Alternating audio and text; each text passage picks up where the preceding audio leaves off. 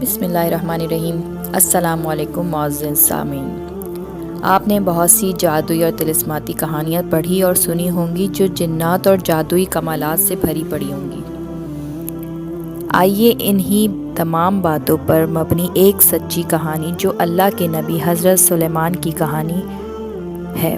کہانی سن کر آپ کو اندازہ ہوگا کہ غیب کا علم صرف اور صرف اللہ تعالیٰ کو ہے۔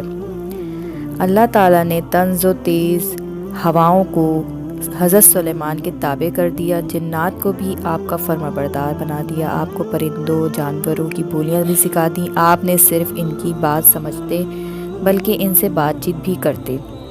پرندوں میں ہدہد کی یہ ذمہ داری تھی کہ جب لشکر کو پانی کی ضرورت ہوتی تو وہ پانی والی جگہ کا کھوج لگاتا۔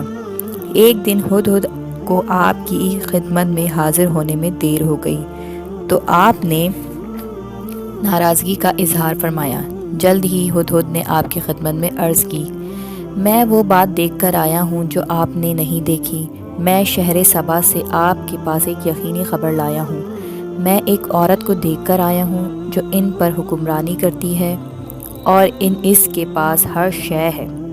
اس کے پاس ایک بڑا تخت بھی ہے، لیکن وہ اللہ کو چھوڑ کر سورج کی پوجا کرتے ہیں۔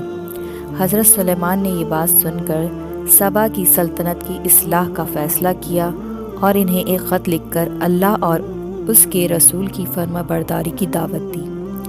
ہدہد خط لے کر سبا کی ملکہ بلقیس کے پاس پہنچا۔ ملکہ خط دیکھ کر بہت پریشان ہوئی، مگر اس کے وزیروں اور مشیروں نے اپنی طاقت، دولت اور فوج کے کمالات کا تذکرہ کر کے ملکہ کو مطمئن کرنا چاہا۔ ملکہ بہت عقل مند تھی، اس نے قیمتی تحائف دے کر اپنے قاصد کو حضرت سلیمان کی خدمت میں بھیجا۔ قاصد حضرت سلیمان علیہ السلام کو دیکھ کر حیران رہ گیا۔ حضرت سلیمان نے ملکہ کے قیمتی تحائف کو آنکھ اٹھا کر بھی نہ دیکھا اور فرمایا، میں ان کے پاس ایسے لشکر روانہ کروں گا جنہیں روکنے کی کسی میں طاقت نہ ہوگی۔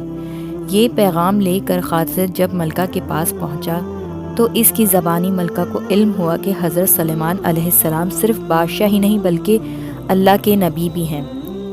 تو اسے یقین ہو گیا کہ اب ان کی فرما برداری کے سوا اور کوئی چارہ نہیں ہے۔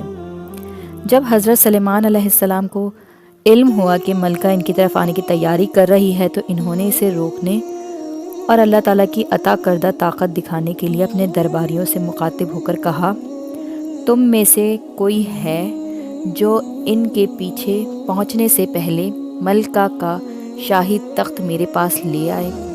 بالآخر جس کے پاس علم کتاب تھا وہ جھٹ پٹ تخت لے آیا۔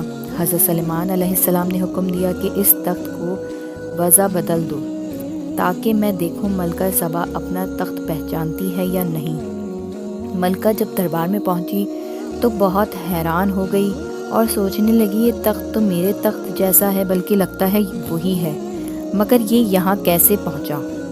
اس طرح حضرت سلیمان علیہ السلام نے ملکہ بلقیس کے پہنچنے سے قبل ایک ایسا نادر اور شاندار محل تعمیر کروایا جو شیشے کی گزرگاہوں پر مبنی تھا، اور اس کے فرش کو دیکھ کر یوں محسوس ہوتا تھا کہ جیسے فرش پر پانی رواں ہے۔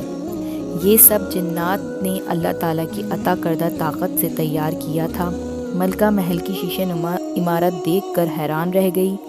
اب اسے یقین ہو گیا کہ ایسی کاریگری تو انسانی طاقت سے باہر ہے، یہ تو صرف اللہ تعالیٰ کی طرف سے ہو سکتی ہے۔